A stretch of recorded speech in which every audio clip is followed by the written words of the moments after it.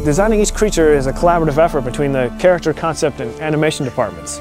We start by trying to visualize the anatomy of the creature and ask ourselves if this is something that could actually exist. I mean, they're fantastical creatures, but we don't want them to defy the laws of physics. In order to become the best monster hunter, you must first learn how to understand your foes. Books and essays usually give you the information you need, where they can be found, their attack pattern, and what they fear. And it is your job to figure out the best way to kill them. Geralt has a lot of tools available at his disposal for fighting enemies in The Witcher 3. His steel sword, for instance, is used primarily for fighting human opponents, and his silver sword, which he uses for fighting monsters. Geralt can also use a crossbow for fighting ranged or flying foes that are trying to keep their distance from him. Crossbow is also very useful for fighting underwater against swimming monsters, such as the Siren. Harpies are vile feather creatures that fly around you and circle you. Now the only way to deal with them is first to bring them down. And that's where your art spell comes in handy.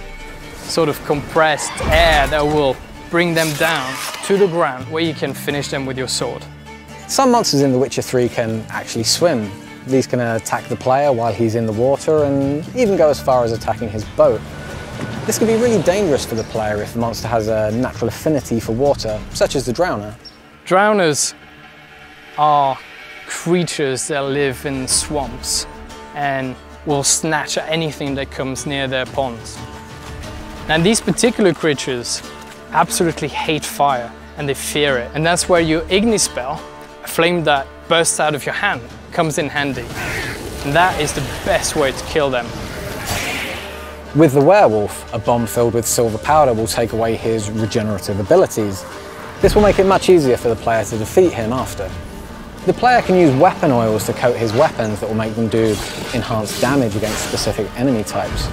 The real trick to using this, though, is to know when and where to use them, and that judgment is left up to the player based on his surrounding environment, the weather, and even territorial marks that other monsters may have left in the area.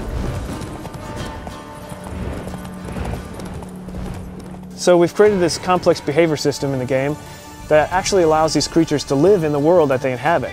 They're never just going to spawn in front of you artificially, and they don't just interact with the player. They interact with each other and with NPCs. We've created a unique ecosystem that includes monsters, animals, and humans, all living together, fighting, trying to survive, and you are merely a spectator.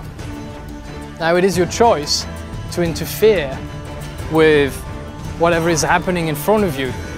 But don't forget, every action you take in The Witcher has its own consequences.